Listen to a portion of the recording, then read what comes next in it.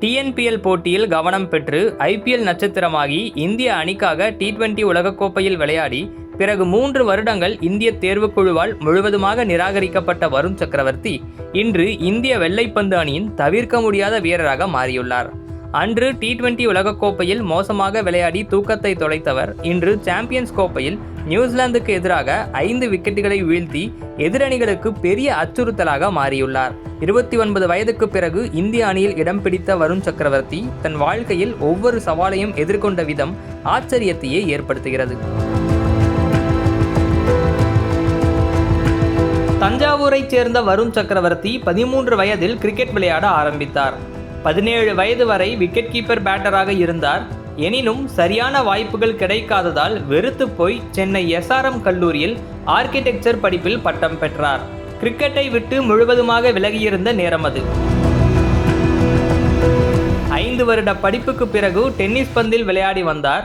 26 வயதில் பகுதி நேரமாக ஆர்கிடெக்சராக வேலை பார்த்த வருண் ஒரு கிரிக்கெட் கிளப்பில் சேர்ந்தார். அப்போது வேகப்பந்து வீச்சாளராக இருந்தவர் முழங்கால் காயம் காரணமாக சுழற்பந்து வீச்சுக்கு மாறினார். வெகு விரைவில் மர்ம பந்து வீச்சை கொண்டவராக பெயர் பெற்றார். Off break, leg break, googly, carrom ball, flipper, top spinner, slider என பலவிதமான பந்துவீச்சு முறைகளில் தேர்ச்சி அடைந்தார். இதற்கு மத்தியில் விஷ்ணு விஷால் நடித்த ஜீவா படத்தில் சிறிய வேடத்தில் முகத்தை காட்டினார் வருண். டிஎன்பிஎல் போட்டியில் அதற்கு முந்தைய 2 வருடங்களில் ஒரு ஆட்டத்திலும் வெற்றி பெறாத மதுரை பேந்தர்ஸ் அணி 2018 டிஎன்பிஎல் போட்டியை வென்று சாம்பியன் ஆனதில் வருணின் பங்களிப்பு வெளியே தெரிய வந்தது. டிஎன்பிஎல் வர்ணனையாளராக இருந்த மைக் ஹசி மதுரை அணி வீரரான வருணின் திறமையை பாராட்டினார். One spinner that's impressed me in TNPL, Varun last night, the mystery spinner. He's been in good form and he's been bowling in the pressure overs, so he's been good. We've obviously seen him before because he was a net bowler at the CSK Nets throughout the last IPL. So yeah, he's one that's certainly been impressive, and yeah, maybe we can see him in CSK colours in the future. CSK, KKR, Mumbai அணிகள் வலைப்பயிற்சிக்கு வருணை அழைத்தன. மெல்ல மெல்ல cricket விளையாடுவதை முழுநேர தொழிலாக மாற்றினார் வருண். 2018 விஜய் ஹசாரே கோப்பை மற்றும் ரஞ்சி கோப்பையில் தமிழக அணிக்காக அறிமுகமானார். 2019 ஐபிஎல் போட்டிக்கான ஐபிஎல் ஏலத்தில் 27 வயது வருணின் அடிப்படை விலை ரூபாய் 20 லட்சம். டிஎன்பிஎல்லில் கவனம் ஈர்த்ததால் கிங்ஸ் 11 பஞ்சாப் அணி இவரை கடும் போட்டிக்கு மத்தியில் ரூபாய் 8.4 கோடிக்கு தேர்வு செய்தது. அந்த வருட ஏலத்தில் அதிக விலைக்கு தேர்வான வீரர் என்கிற பெருமையை பெற்றார். ஆனால் காயம் காரணமாக அந்த வருட ஐபிஎல்லில் ஒரு ஆட்டத்தில் மட்டுமே விளையாடினார். வருணின் முதல் ஓவரில் சுனில் நரைன் அடித்த 3 சிக்சர்களும் ஒரு பவுண்டரியும் என 25 ரன்களை வாரி வழங்கி முதல் ஓவரில் அதிக ரன்கள் கொடுத்த ஐபிஎல் அறிமுக வீரர் என்கிற மோசமான சாதனையை வருண் படைத்தார். பிறகு பல மாதங்கள் உள்ளூர் போட்டிகள் எதிலும் விளையாடாமல் இருந்த வருணை 2020 ஐபிஎல் ஏலத்தில் ரூபாய் 4 கோடிக்கு தேர்வு செய்தது KKR அணி. வருண் தான் வேண்டும் என பிடிவாதமாக இருந்து தேர்வு செய்தவர் தினேஷ் கார்த்திக். ஐபிஎல் அரபு அமீரகத்தில் நடைபெற்ற 2020 ஐபிஎல் போட்டியில் 13 ஆட்டங்களில் 17 விக்கெட்டுகள் எடுத்தார் வருண். தோனியை 2 முறை போல்ட் செய்தார். இதனால் 2020 அக்டோபரில் ஆஸ்திரேலியா செல்லவிருந்த இந்திய T20 அணிக்கு வருண் தேர்வானார். வாழ்க்கைதான் எத்தகைய வினோத அனுபவங்களை தருகிறது. ஆனால் தோள்பட்டை காயம் காரணமாக இந்திய அணியிலிருந்து விலகினார். இவருக்கு பதிலாக மற்றொரு தமிழக வீரர் நட்ராஜன் ஆஸ்திரேலிய தொடருக்கு தேர்வாகி வரலாறு படைத்தார். இதற்கு பிறகு கொரோனா பயம் நிலவிய அச்சூழலில் தனது காதலி நேஹாவை திருமணம் செய்து கொண்டார் வருண். 2021 ஆரம்பத்தில் இந்தியாவில் இங்கிலாந்துக்கு எதிரான T20 தொடருக்கு முதலில் தேர்வான வருண் உடற்தகுதியை நிரூபிக்காததால் அணியிலிருந்து நீக்கப்பட்டார். 2வது ஏமாற்றம் இது.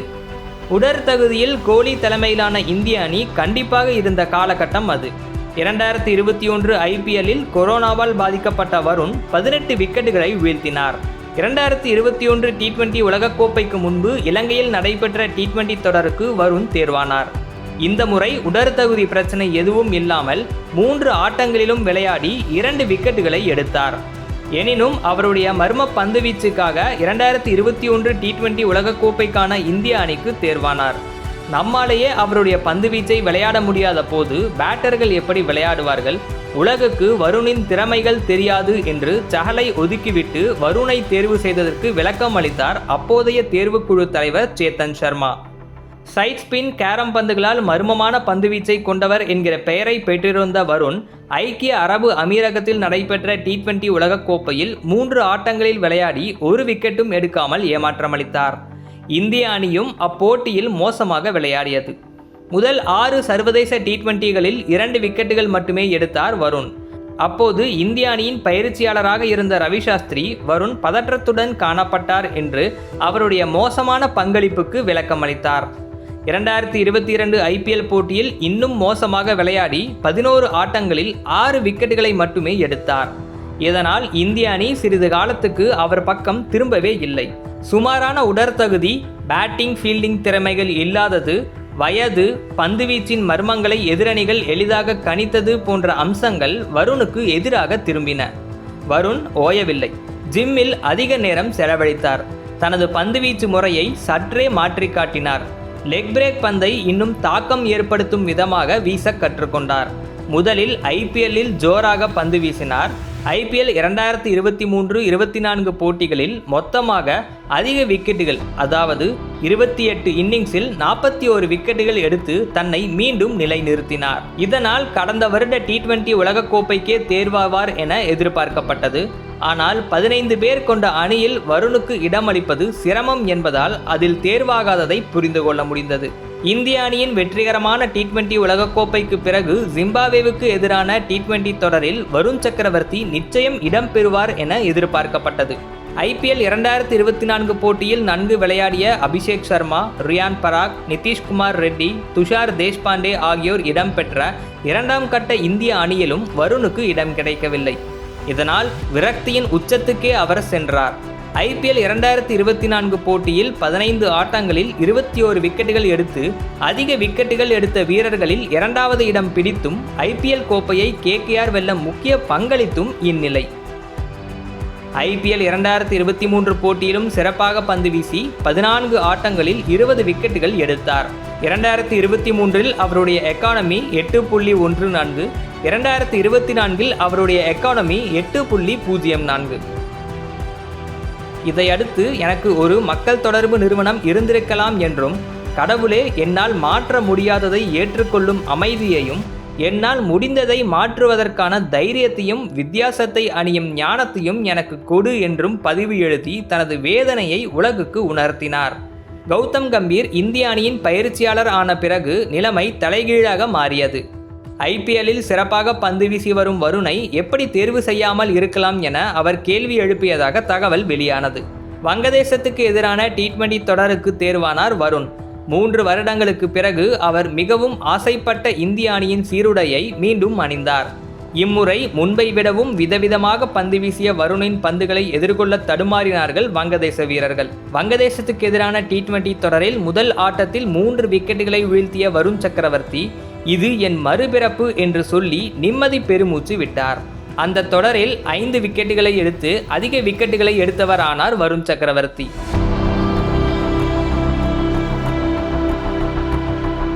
ஒவ்வொரு முறை இந்திய அணி அறிவிக்கப்படும் போதும் என் பெயர் ஏன் இடம்பெறவில்லை என ஏமாற்றமடைவேன். அதுதான் என்னை ஊக்கப்படுத்தியது. இப்படியே விட்டுவிடக்கூடாது என என் நிலையை சவாலாக மாற்றினேன். நிறைய உள்ளூர் போட்டிகளில் விளையாடி என் திறமையை மேம்படுத்தினேன். அதெல்லாம் சின்ன சின்ன போட்டிகள் என நான் நினைத்ததே இல்லை என்று பேட்டி அளித்தார் வருண். சைட் ஸ்பின் பந்து வீச்சாளராக இருந்த நான் ஓவர் ஸ்பின் பந்து வீச்சாளராக மாறிவிட்டேன். இந்த மாற்றத்தை கொண்டு வர எனக்கு 2 வருடங்கள் ஆயின. TNPL, விஜய் ஹசாரே, IPLலில் எனது பந்துவீச்சு மாற்றத்தை பரிசோதித்து பார்த்தேன். சர்வதேச அளவில் சைட் ஸ்பின் மட்டுமே பத்தாது என்பதை புரிந்து கொண்டேன் என்று தனது தலைகீழ் மாற்றத்துக்கான காரணங்களை அடுக்கினார். இந்திய அணியில் அக்ஷர் பட்டேல், குல்தீப் யாதவ், ரவி பிஷ்னாய், வாஷிங்டன் சுந்தர் என பலமான போட்டி இருந்தபோதும், வயது போன்ற பலவீனங்கள் வருணுக்கு இருந்தபோதும் அவர் தன்னம்பிக்கையை கைவிடாமல் இருந்தார். பந்தை சுழலச் செய்வதன் மூலம் பேட்டர்களை தடுமாறச் செய்வதற்கு பதிலாக பந்தின் வேகம், நீளம், டிப் எனப்படும் பந்தின் சரிவு போன்ற நுணுக்கங்களில் கவனம் செலுத்தினார். ஓவர் ஸ்பின்னில் பந்துகள் நல்ல உயரத்தில் வந்தன, சுழலவும் செய்தன. இதனால் வருணின் புதுவிதமான பந்துவீச்சை கண்டு பேட்டர்கள் மிரள ஆரம்பித்தார்கள். விக்கெட்டுகள் வருணின் மடியில் வந்து விழுந்தன. தென்னாப்பிரிக்காவில் நம்ப முடியாத அளவுக்கு பந்து வீசினார் வருண். கொத்து கொத்தாக தென்னாப்பிரிக்க பேட்டர்களின் விக்கெட்டுகளை எடுத்தார். இரண்டாவது T20யில் 5 விக்கெட்டுகளை எடுத்தார்.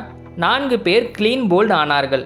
அன்று அவருடைய மகனின் 2வது பிறந்தநாள் என்பது அவருக்கு கூடுதல் கொண்டாட்டமாக அமைந்தது. 3-1 என இந்தியா வென்ற அந்த T20 தொடரிலும் 12 விக்கெட்டுகளுடன் அதிக விக்கெட்டுகள் எடுத்த வீரர் என்கிற பெருமையை அடைந்தார் வருண். T20 ஆட்டத்தில் 30-40 ரன்கள் கொடுத்தாலும் பரவாயில்லை, விக்கெட்டுகளை எடுக்க முயற்சி செய் என்கிற கம்பீரின் அறிவுரைகள் வருணுக்கு நம்பிக்கையை அளித்தன. தன்னுடைய நோக்கம் இதுதான் என்பதில் தெளிவு வந்தது. தென்னாப்பிரிக்க தொடருக்கு அடுத்ததாக இங்கிலாந்துடனான T20 தொடரில் சேர்க்கப்பட்ட வருண் 14 விக்கெட்டுகளை வீழ்த்தி தொடர் நாயகன் விருதை வென்று கலக்கினார்.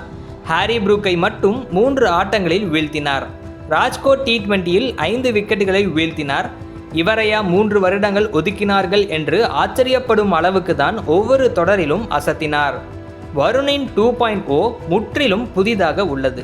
இங்கிலாந்துக்கு எதிரான ஒருநாள் தொடரிலும் கடைசி நேரத்தில் சேர்க்கப்பட்டு கட்டாக் ஆட்டத்தில் விளையாடி 1 விக்கெட்டை எடுத்தார் வருண். 33 வயதில் ஒருநாள் கிரிக்கெட்டில் அறிமுகமாகி இந்தியாவுக்காக ஒருநாள் கிரிக்கெட்டில் அறிமுகமான 2வது வயதான வீரர் என்கிற சாதனையை படைத்தார். முதல் 6 சர்வதேச T20களில் 2 விக்கெட்டுகளை மட்டுமே எடுத்த வருண் அடுத்த 12 சர்வதேச T20களில் 31 விக்கெட்டுகளை வீழ்த்தியுள்ளார். தென்னாப்பிரிக்கா மற்றும் இங்கிலாந்து பேட்டர்கள் வருணின் பந்தில் சிக்ஸரோ பவுண்டரியோ அடித்தால் அடுத்த பந்தில் உடனே விக்கெட்டுகள் எடுப்பதையும் வழக்கப்படுத்தினார். சிக்ஸர் அடித்தால் அடுத்த பந்தை தற்காப்பு கருதி வீசாமல் விக்கெட் எடுக்கும் அதே முனைப்பில் வீசினார். இதனால் அவருடைய ஓவர்களை காண ரசிகர்களுக்கு கூடுதல் ஆர்வம் ஏற்பட்டது. இன்றைய தேதியில் இந்திய வெள்ளைப்பந்து அணியின் நம்பர் 1 சுழற்பந்து வீச்சாளராக உயர்ந்துள்ள வருண் சக்கரவர்த்தி ஒரே ஒருநாள் ஆட்டத்தில் மட்டும் விளையாடிய நிலையில் சாம்பியன்ஸ் கோப்பைக்கான இந்திய அணியில் இடம்பெற்றார். வருணுக்காக ஜெய்ஸ்வால் அணியிலிருந்து வெளியேற்றப்பட்டார்.